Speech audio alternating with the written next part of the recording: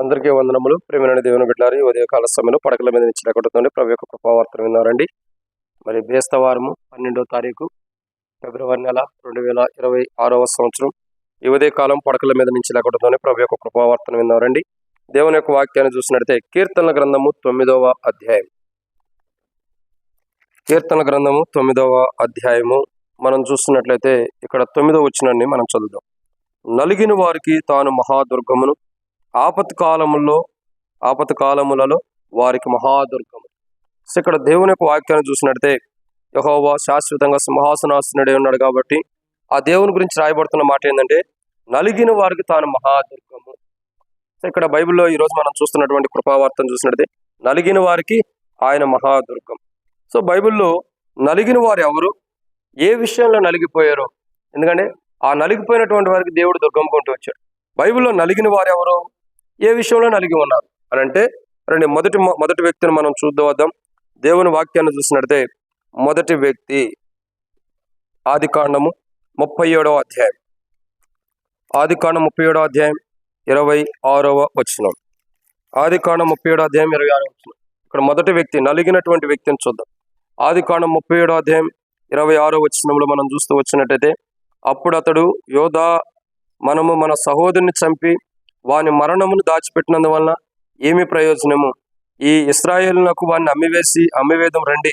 వాడు మన సహోదరుడు, మన రక్త సంబంధి కదా, వానికి హాని ఏమీ చేయరాదని తన సహోదరులతో చెప్పాను.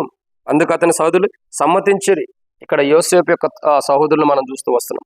యోసేపు యొక్క సహోదరులు మనం చూడగా వాళ్ళు ఏం చేస్తున్నారు? యోసేపుని చంపడానికి ప్రయత్నిస్తున్నారు. రెండోదిగా యోసేపుని చంపడానికి కాకుండా మరి గుంటలో పడేసిన అనుభవాన్ని కూడా మనం చూస్తూ వస్తున్నాం. ఇక్కడ యోసేపు అన్నదమ్ముళ్ళు యోసేపుని ఇలా చేస్తుంటే యోసేపుకి ఎంతగా నలిగిపోయి ఉంటాడో ఆలోచించాడు. సో ఇలాంటి నలిగిపోయిన స్థితిలో ఉన్నటువంటి యోసేపుకి దేవుడు ఇస్మాయిల్ని ఆ మార్గంలో నడిపించిన వాడు ఉన్నాడు.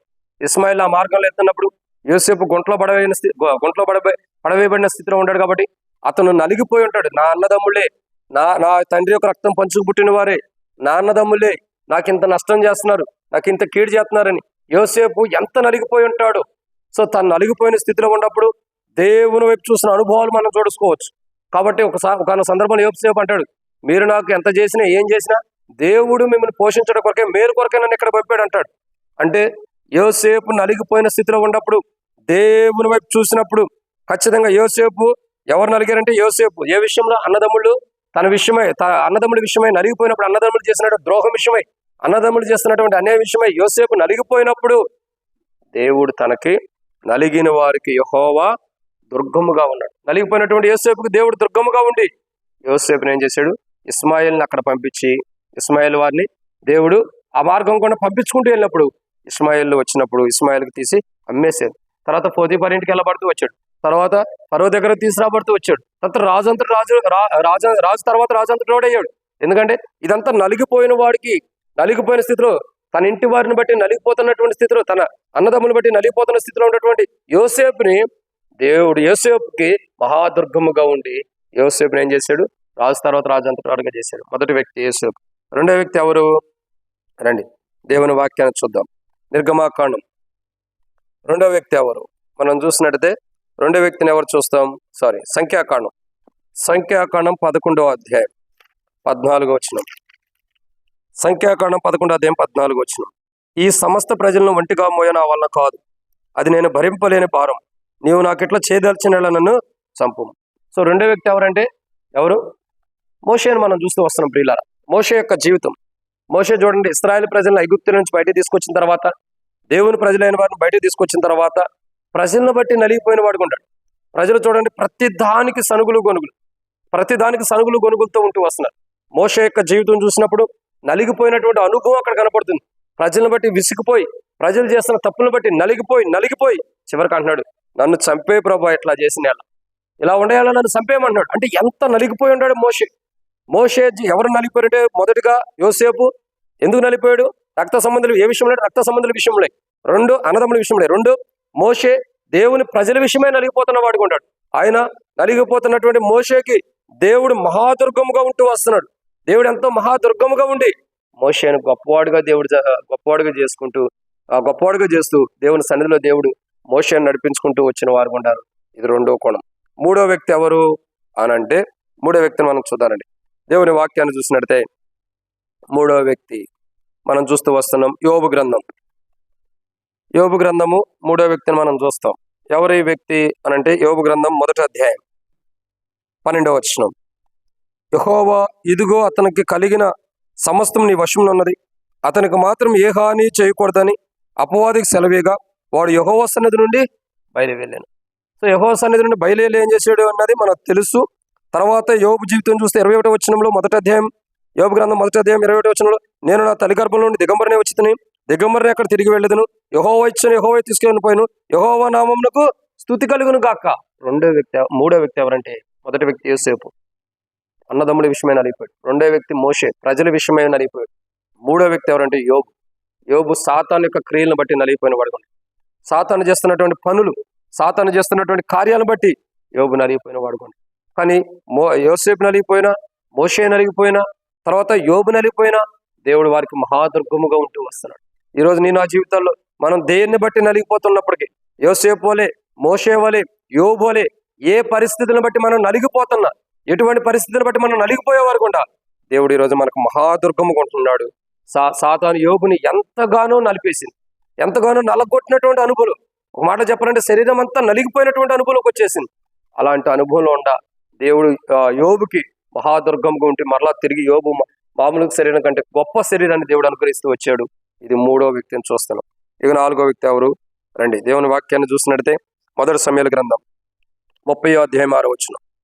1 సమూయేలు గ్రంథము 30వ అధ్యాయం 6వ వచనం. దావీదు మిక్కులు దుఃఖపడెను, మరియు తమ తమ కుమారుని బట్టి కుమార్తెను బట్టి జనులందరూ ప్రాణం విసుకున్నందున రాళ్లు రువ్వి దావీదును చంపుదాం రెండని వారు చెప్పుకొనగా, దావీదు తన దేవుడైన యెహోవాను బట్టి ధైర్యం తెచ్చుకొనెను.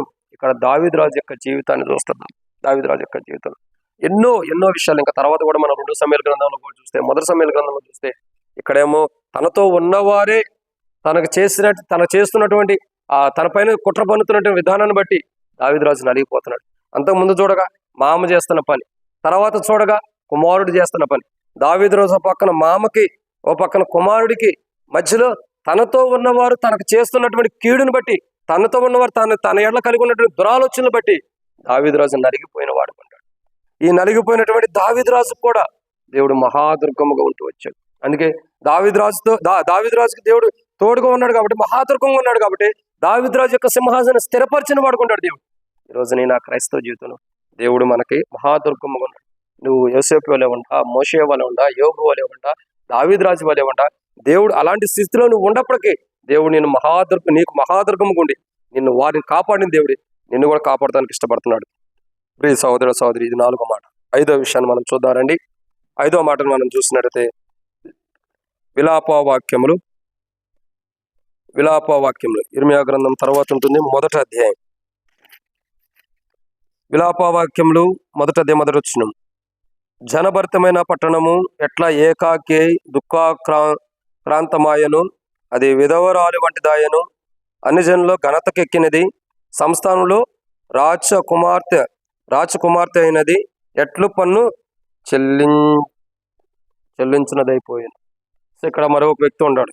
అసలు ఈ విలాపవాక్యం ప్రలాపిస్తూ రాసింది ఎవరంటే ఇర్మియా యొక్క జీవితంలో ఇర్మియా కూడా చాలా నలిగిపోయిన వాడు ఉంటాడు. ప్రజల పరిస్థితులను బట్టి, ప్రజలు చేస్తున్నటువంటి పొరపాటును బట్టి, ప్రజల్లో ఉండే అవిధేయతను బట్టి, ప్రజల్లో ఉండే ఆ అవివేకాన్ని బట్టి, ప్రజల యొక్క జీవితంలో ఉండే అవివేకాన్ని బట్టి, ఆ యొక్క ప్రజలను బట్టి ఇర్మియా ఎంతగానో నలిగిపోయిన వాడు ఉంటాడు. ఎంత నలిగిపోయిన ఇర్మియా, గుంటలో వేయబడిన స్థితిలో ఇంకో చోట్ల ఇర్మియా ఉన్నటువంటి అనుభవాలు ఉన్నప్పుడు కూడా ఇర్మియా ఎంత నలిగిపోయినా చివరికి ఇర్మియాకి దేవుడు మహాదుర్గముగా ఉంటూ వచ్చాడు. కాబట్టి గొప్ప ధన్యకరమైన జీవితం దేవుడు వాళ్ళకు అనుగ్రహిస్తూ వచ్చాడు. ఉదయకాలం పడకల మించి లేకుండా ప్రభు యొక్క కృపావర్తన ఏంటంటే మన జీవితంలో దేవుడు మనకు మహాదుర్గముగా ఉన్నాడు. నువ్వు ప్రియ సహోదర సహోదరి, నువ్వు మోషేలాగుండా యోసేపు వలె నీ యొక్క ఇంటి వార్త, నీ అన్నదమ్ముల ద్వారా నువ్వు విసుకుపోతున్నట్టు నలిగిపోయే స్థితిలో ఉండా. మోషే వలె నీ చుట్టూ ఉన్న ప్రజలను బట్టి నువ్వు నలిగిపోయిన స్థితిలో ఉండా. యోబు వలె సాతాను ద్వారా వచ్చిన క్రియలను బట్టి, సాతాను ద్వారా వస్తున్న కార్యాలను బట్టి నువ్వు నలిగిపోతున్న స్థితిలో ఉండా. దావీదు రాజు వలె నీ అన్నైనా నీ కుమారుడైనా, నీ తండ్రి అయినా, నీతో పాటు ఉండవారైనా సరే, నీతో పాటు ఉన్నవారిని బట్టి కూడా నువ్వు నలిగిపోతున్నప్పటికీ ఇంకా చూసినట్లయితే ఇర్మియా వలె ఆ ప్రజలను బట్టి నలిగిపోయినట్టు, దేవుని మాట విన్న ప్రజలను బట్టి నలిగిపోయినట్టు నువ్వు నలిగిపోతున్న స్థితిలో ఉండా. ఈరోజు దేవుడు నీకు మహాదుర్గముగా ఉన్నాడు. నిన్ను కాపాడతానికైనా దుర్గమ్మ కూడా ఆశ్రయ దుర్గమ్మ ఉంటూ వచ్చాడు. అంత గొప్ప దేవుడు నిన్ను విడిచిపెట్టడు. నువ్వు యోసేపు వలె ఉండా, మోషే వలె ఉండా, ఇంకా యోబు వలె ఉండా, దావీదురాజు వలె ఉండా, ఇర్మియా వలె ఉండా.